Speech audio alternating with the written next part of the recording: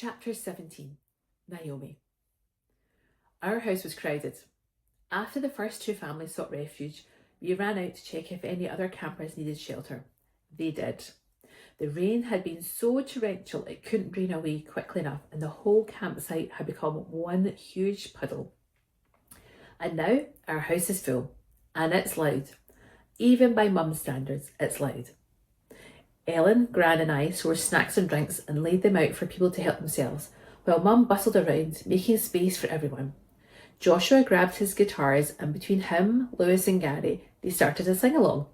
While the storm raged, we were safe, dry and singing. Since Lewis had arrived back in Eden Cove, we hadn't been able to talk. His arrival at the start of the family fun event meant there were too many people around to talk. He arrived at our house as dinner was being served, and then the campers started arriving. Maybe we wouldn't get time together. No time to say the things we wanted to say. Snatched glances were all we had. At least I no longer felt the need to avert my gaze when he looked at me. After a few songs, I made my way through our packed living room to the kitchen, stepping over children and outstretched legs. As I was in the process of filling a jug of juice, Mum came in and stood beside me. She reached her arms out and drew me into a hug. Naomi, I'm sorry. I know this is the last thing you need when you're leaving tomorrow. I'm sorry the house is in chaos. You deserve a quiet evening, not this. I smiled, a true smile, a smile of contentment. Mum, it's fine, honestly. I pushed my hair behind my ears and looked into her eyes. It's not as if I'm going somewhere new. You will have a new job though. You need peace, not chaos. It is what it is. Plus, you may be super mum, but not even you can divert a storm. She laughed. True. She paused and smiled. Have you had a chance to talk to Lewis? I shook my head. Mum glanced back towards the living room. Make sure you do. You both need it. God's given us this summer to learn and change, and we're all the better for it. And he gave you this summer to meet Lewis. Now it's time for you to soar in your studies and perhaps a new adventure too. She wiped at a tear. I'm so proud of you.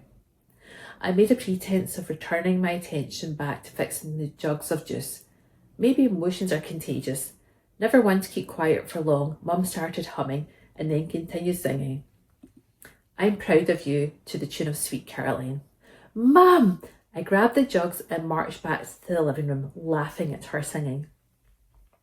The guitarist must have heard Mum because we returned to the living room to the opening chords of Sweet Caroline.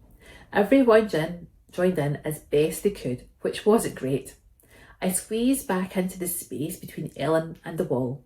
The earlier heat had abated after the thunderstorm, but with a crowded living room, temperatures were slowly increasing.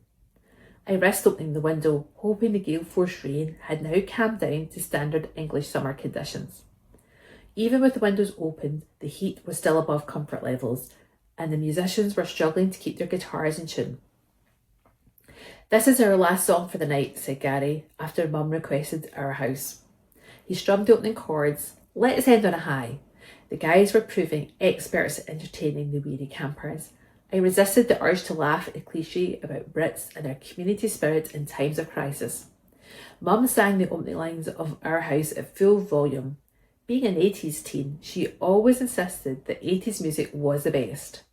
When the song came to an end, several people shouted encore, but Gary shook his head. That's all for tonight. The little ones here need their sleep. Several families had grabbed mats and sleeping bags from their tents before they got soaked. We moved the furniture to the side of the downstairs rooms to offer sleeping space. I moved in with Gran and gave up my room for one family, and Joshua gave up his room, happy for the excuse to stay at Harrison's.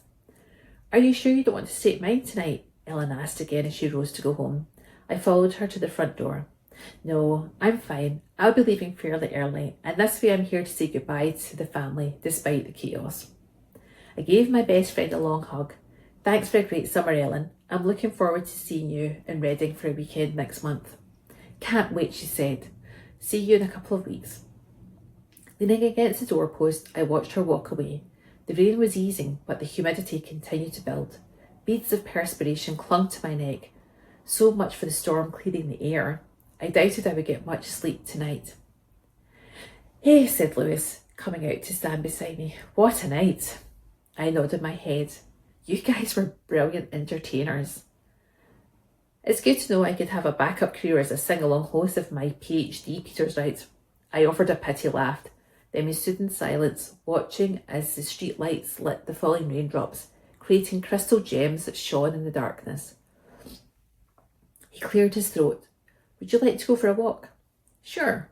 There was little point in taking a jacket. I was going to be wet either from the rain or the humidity. We walked in silence until we reached the beach. I kicked off my flip-flops and enjoyed the feeling of the cool, wet sand through my toes. When our gaze connected, he was the one to avert his eyes. Are you okay? I asked. He shoved his hands in his pockets of his cargo trousers and shrugged his shoulders. I was thinking how nice it was being part of your family tonight. It was nice, wasn't it? You all seemed relaxed, as if housing flooded campers was a regular occurrence. Has it happened before? I wasn't sure this was a conversation he wanted, but I was happy to comply. Perhaps it was safer than the conversation we needed to have. Not like tonight. We've had occasional campers squat in our living room over the years. Although in the past, it's only been one family at a time, and usually down to a tent catastrophe rather than the whole field being flooded out. Well, you make it look like a regular occurrence at the McVitty household. Thanks. I looked over at him. But you, Joshua and Gary deserve a lot of the credit with your entertaining. He towed his trainer into the sand. I stopped and faced him. Lewis, what's wrong? He ran his hand through his hair. Sorry, I thought I knew what I wanted to say, but I don't. We started walking again. I had so many questions for him, for us, but I knew how overwhelming it can feel when other people pepper you with questions, when you need time and space to process your thoughts. We walked to the lighthouse. Sometime during the summer, it had become our place. We stood by the lighthouse gazing out at sea. Shafts of light beamed out over the water. We watched the peaks and crashes of the surf on the shore. The sound was deafening. The wind blowing in from the sea was a testament to the force of nature, the force of creation. I thought of the story of Jesus calming the storm. I could trust him in the storm, and I could trust him when it came to Lewis and me. I said a silent prayer and waited.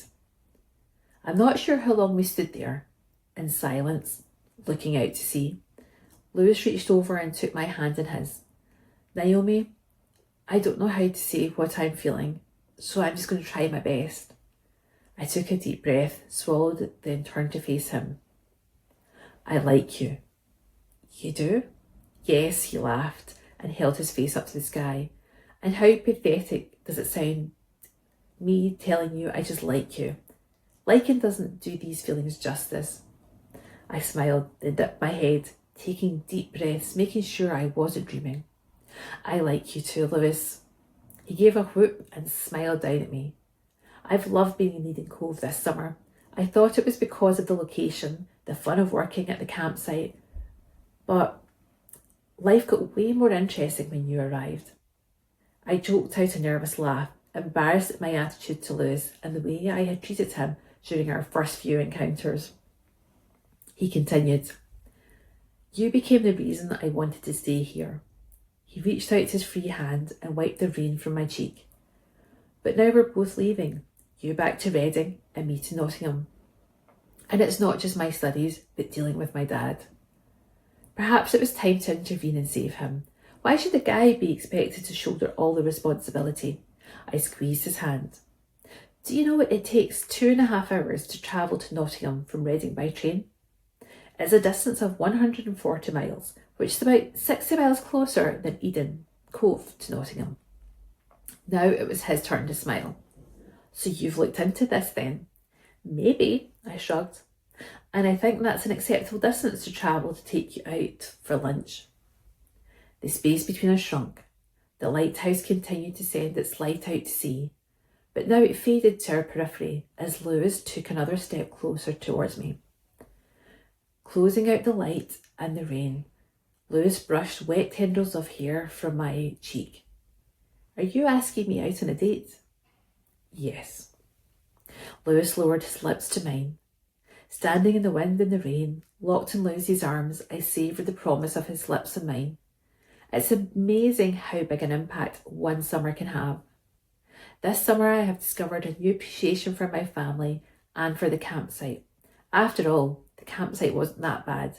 It had provided for us as a family and allowed us to live on the beautiful English coast, and it had brought me Lewis.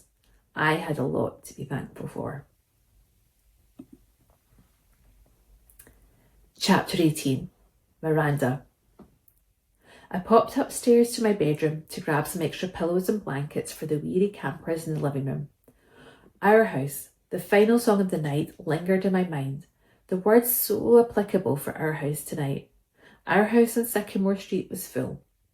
There was a crowd downstairs and it was loud. But we've had a good time, a fine time, a happy time this evening. As I passed my window, I looked out and movement caught my eye. Naomi and Lewis were strolling hand in hand along the beach. A little thrill shivered through my body. The words of the familiar song changed. Our beach, where they first met. Our beach, now they're holding hands. Our beach, where I love to be. Our beach, I am truly blessed.